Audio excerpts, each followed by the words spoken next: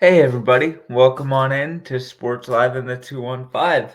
Today we will discuss the Eagles Panthers preview. Um so I I feel like there isn't a whole lot of juice to this matchup.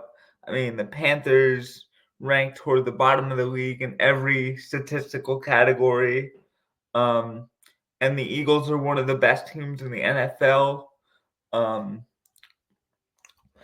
I do see there being a possibility of this being any any given Sunday type of game. Um, but I mean, this Eagles team is rolling right now, and um, the best teams in the NFL always usually have one slip up.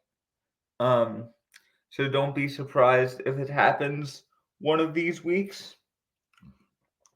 Although the Eagles are on such a heater that I think this will be one of the rare instances where a team doesn't have one of these slip ups, but we'll see.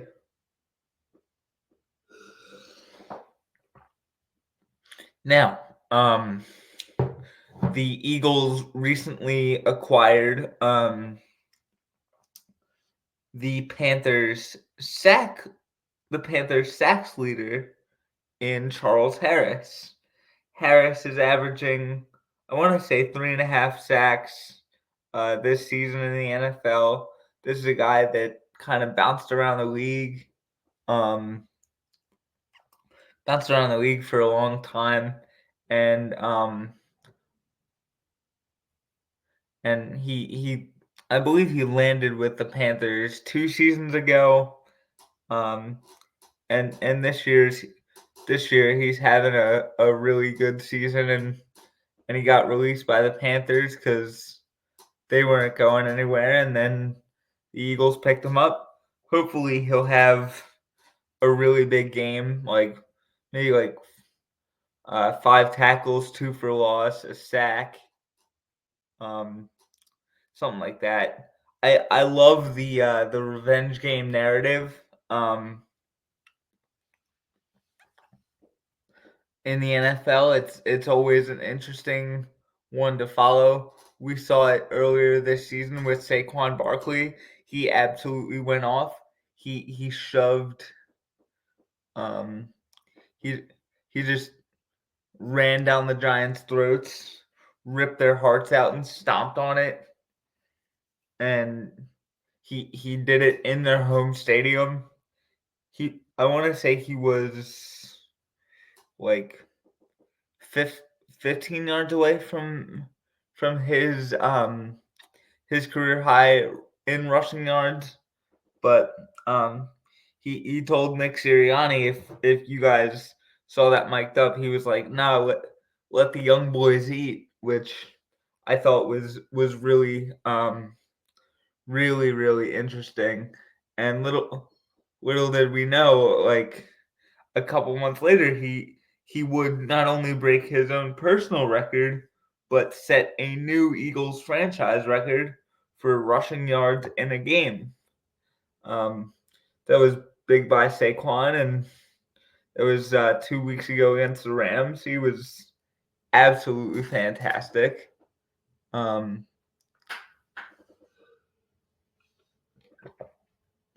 and even last week against the number one rush defense, he had 100 yards. He was big for the Birds. Had a big fantasy day. Unfortunately for Tommy, because he had Jalen Hurts and AJ Brown, and he was playing against Saquon Barkley.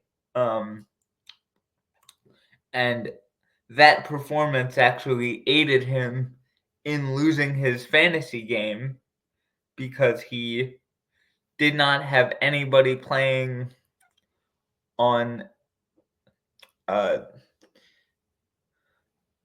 on Monday Night Football.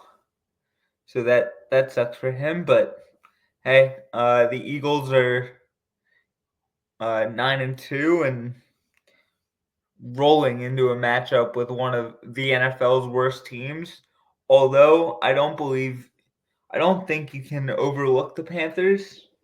Um, they've been playing really really well. Offensively, they battled with the Chiefs a couple weeks ago.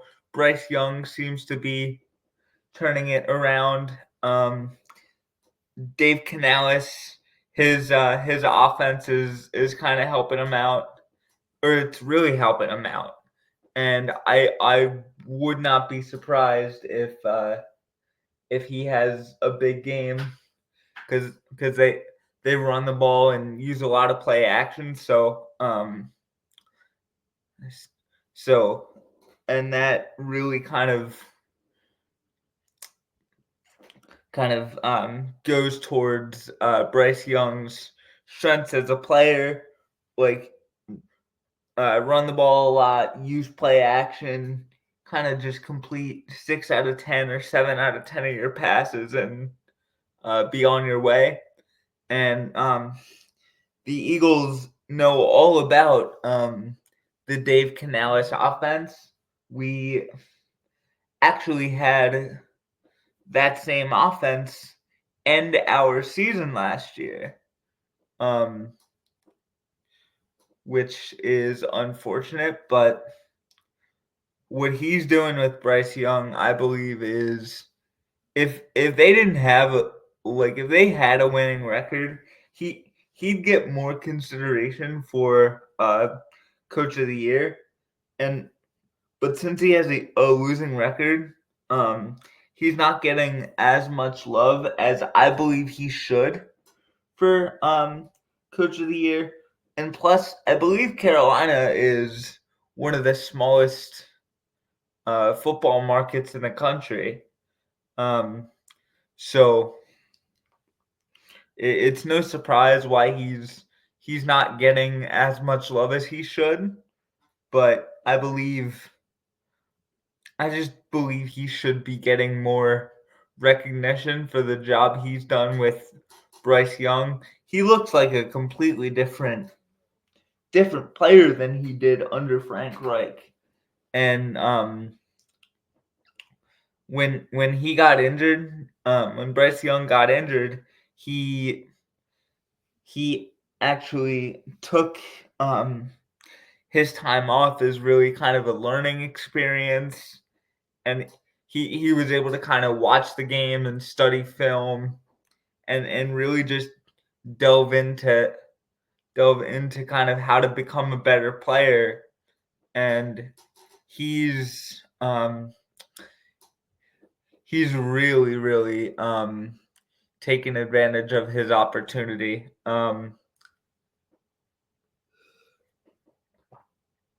And as a non-Panthers fan, I'm very proud of him because everybody was calling him a bust after year one, which I believe is very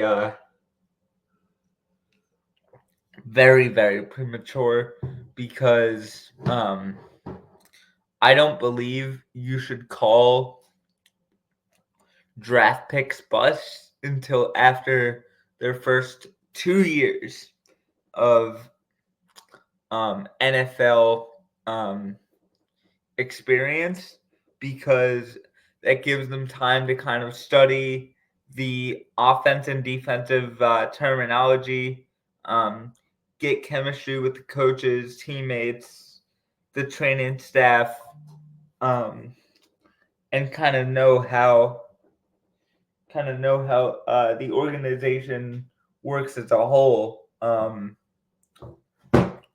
So yeah, I don't believe you should call draft picks bust until after their first couple of years. And Bryce Young is just playing really good football, and I'm very happy for him, because the amount of vitriol the Panthers QB was getting was absolutely unjustified, unfair. I believe it was completely unwarranted, and Bryce Young is kind of developing a connection with Adam Thielen, which the Eagles will have to watch out for. Um, like this will be mentioned in my quick hits video tomorrow, which will probably drop after my Matt Breen interview. So yeah, it's yeah. So I'm excited about that. Anyway, I just believe this Eagles team has a slim to none chance of losing to this Carolina Panthers team, even though their offense has been on a pretty good heater recently. Like they've been scoring points, putting up touchdowns, all all that all that exciting stuff, all that happy horse shit, um as my I believe great grandmom would say. But yeah, I just don't envision a scenario where the Eagles can lose to a team like the Carolina Panthers. Of course, there is always the any given Sunday um, type of game, but I don't think Nick Sirianni is the type of coach where his players will ever overlook an opponent, and that's huge when you're playing these quote unquote trap games, like to just not overlook any opponent and know anybody can be beat on any Sunday in the NFL. Um, so I think that's huge. That's a huge message from Nick is just don't overlook any singular opponent. And another message that I love from him is I can't be great without the greatness of others. And that's a huge message, especially in a sport like football where it's so success is so team oriented, and like a play cannot be successful without all 11 guys really kind of buying into it. Um, so um, this team is just on an absolute tear right now. I really don't envision. I really don't see a loss on their schedule. Maybe the Commanders, and that's a maybe. I do see a scenario in that game where Jaden Daniels does go off and the Eagles do lose, but division games are difficult. Um, but as far as this game goes, I really don't see a scenario where the Eagles will lose. I see a scenario where they can lose, but again, I really just don't see that happening. The way Nick Sirianni has these players um, playing ev- playing every play as a playing every play as like a singular focus is huge for a team that's on a now 7-game winning streak, and this is gonna really piss off the my cousin's bachelor party group chat, so I stand by it. Nick Sirianni is a good coach. Let me say that again so it sinks in. Nick Sirianni is a good football coach. Um, you you do not get to, I believe he's something like 44-19 as an NFL head coach without, yes, having great talent, which is something that those guys have brought up to me numerous times. But you also do not get there without your players buying into your message, buying into your program, buying into literally everything you tell them, even if it's something as silly for the NFL as like core values. But hey, the players buy into it and they rock with Nick. So I just think it's good for us as a fan base to really start rocking with Nick. And I'm I'm one of the I'm one of the many people in the city that really just like his personality, and he really does seem like kind of a reflection of the fans, which can piss off some people. Um, but he is he is a great coach, and whatever message he's sending to his players, they're picking up what he's putting down. They're buying what he's selling. So in my opinion, let's not push against this wave. Let's rock with it and see where it goes. Let's ride this wave and not try to go against the current. Um I I just think Nick Sirianni is one of the best coaches in the NFL. Um, yeah, I don't think who anybody who knows anything about football should criticize Nick Sirianni, because he is what everybody everybody who is a football coach strives to be. He's stern on his players when they need it, but he's also a player's coach when that's the strategy that needs to be employed. Um, so yeah, I just think that this guy is that this guy's pushing all the right buttons, and I don't think as a fan base we should really kind of uh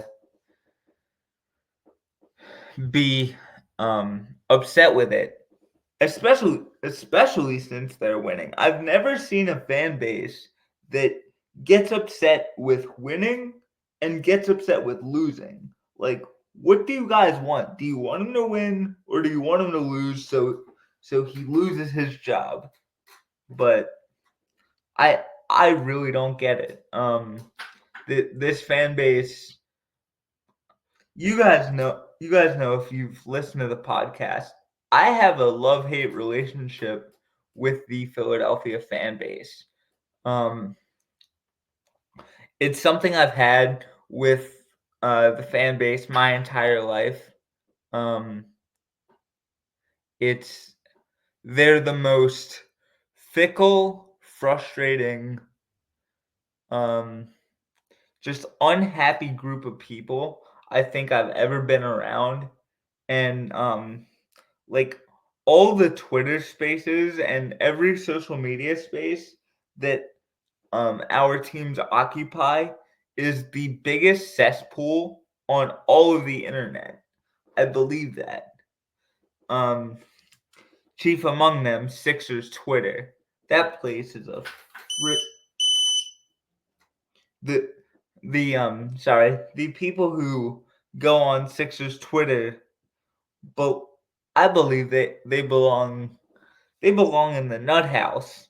Also, I think those people belong in a rubber room at the puzzle factory. And they need to be checked on before they hurt themselves or others. So, yeah. With that being said, tomorrow I'll have my Eagles Panthers quick hits video the Matt Breen interview, and the Flyers Panthers recap.